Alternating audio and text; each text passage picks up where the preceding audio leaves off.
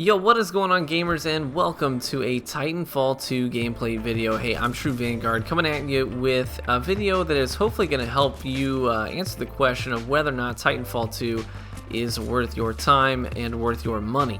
So this game just came out. A lot of people are curious as to whether or not this game is good. Bottom line, is it good? And not only is it good, but does it suit me and my play style and what I'm after? And hopefully I can help you answer that question in this video here. Just know that this video is coming from the position of someone who never played Titanfall 1. Not once, not a single second of my time was ever devoted to that game. I had zero experience with it. I picked this thing up just kind of like, whatever. A lot of people are saying it's good. I watched some gameplay on Twitch, and I was like, you know what, it looks interesting enough. I like fast-paced shooters. I'll pick it up and see how I feel about it. And you can see here, this gameplay looks like I'm relatively proficient in the game, going on long kill streaks, hitting multi-kills, having a really positive KD across all my game. Well, not all my games. I've had a couple of negative games, but my career high so far, my career average so far, well positive, up near the 2.0 range, and that's for someone who's never played this game before. So let me just tell you, first and foremost, the learning curve is not too steep. Like, if you're good at shooters, if you understand shooters, basic shooter mechanics, you're not going to have a hard time hopping into this game and basically being able to point and shoot effectively. You're not going to have a hard time doing that. And let's talk about some of the pros that this game has to offer, some of the things that make it unique. And first and foremost, I'll just say the freedom of movement is so much fun in this game. Like, a ton of fun. It took me a few games to get used to the movement mechanics. I had seen some Titanfall gameplay before, so I knew that sort of the verticality and the fast-paced movement was a main factor. So I knew kind of coming into it what I was getting into. So the wall running, wall hanging, jumping, parkouring, all that business, the boosting, that comes pretty easily. And not only does it come easily, but it just gives the game so much character. It's just so much fun just to run around the map, and understanding that all these cool spaces that are kind of up higher in the skybox, you think normally those are just things that you see, you don't experience, but in this game it's all traversable landscape.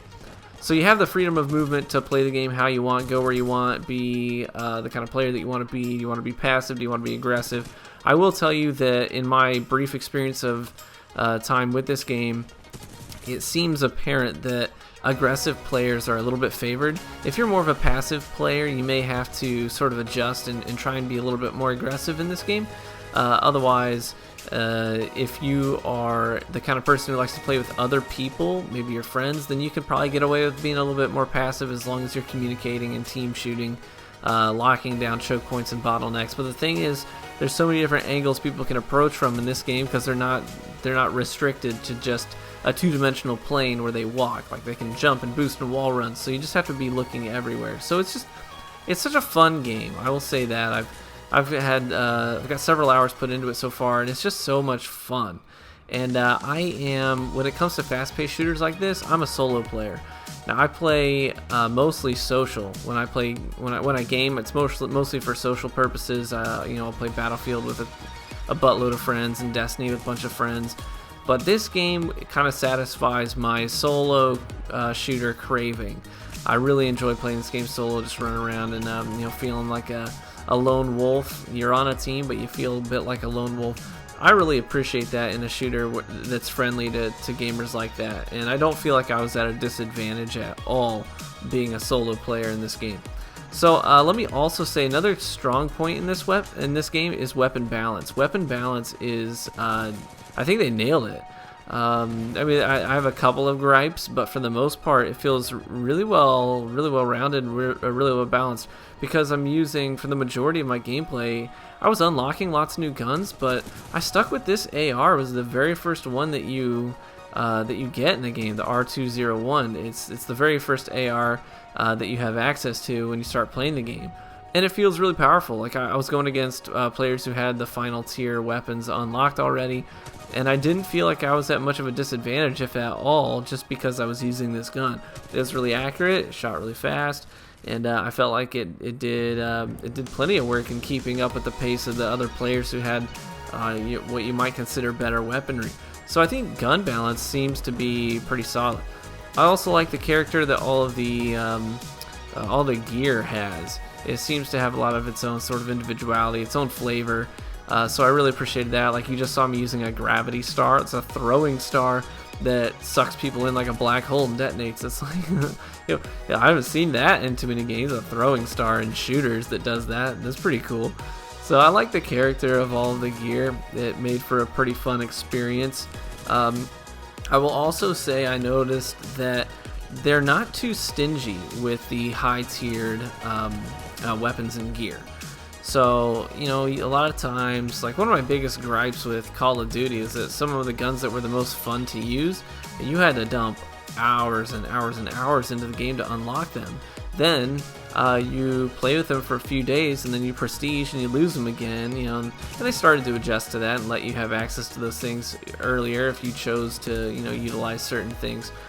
But with this game, you unlock these credits as you're leveling up, and these high-tiered, a lot of the high-tiered stuff costs around 100 credits to unlock manually, just by purchasing them instead of leveling up to unlock them.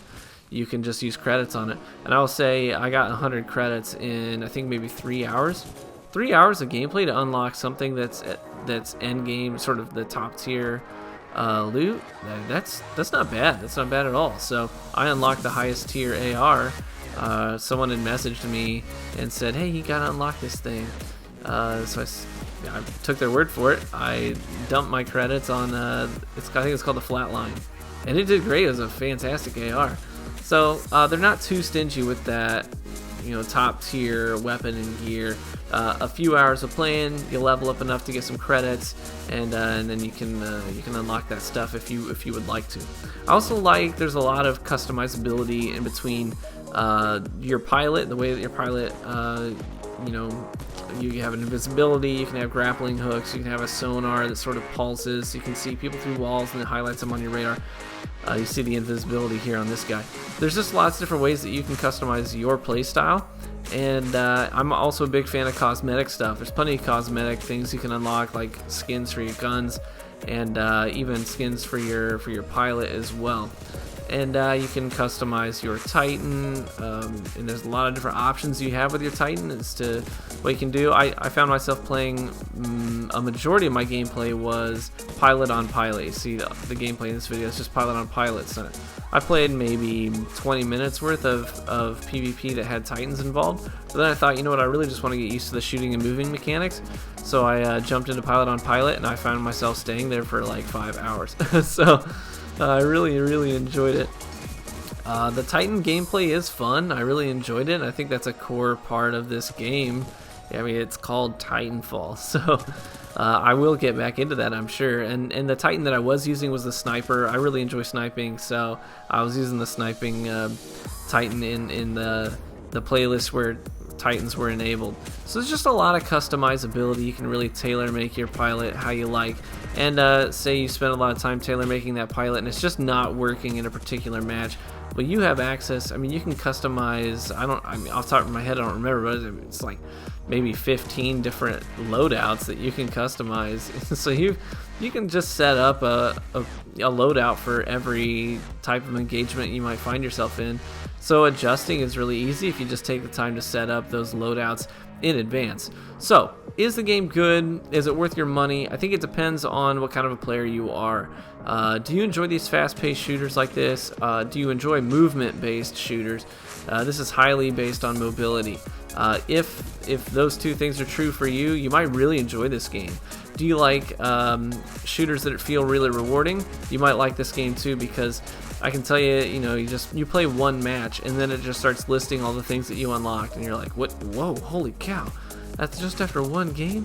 So you feel really rewarded, and I think that's a good thing to have as well in a shooter. You want to feel rewarded, especially if this is the kind of game that you've got half an hour of free time, so you just flip this thing on. You can get a lot of matches in, you can feel really rewarded for it. So I think this game is good. I'm having a ton of fun with it, and I'm really looking forward to playing more of it down the road. Hopefully you enjoyed the gameplay, and expect more on my channel in the near future. Thanks for stopping by, guys. I'll catch you on the battlefield.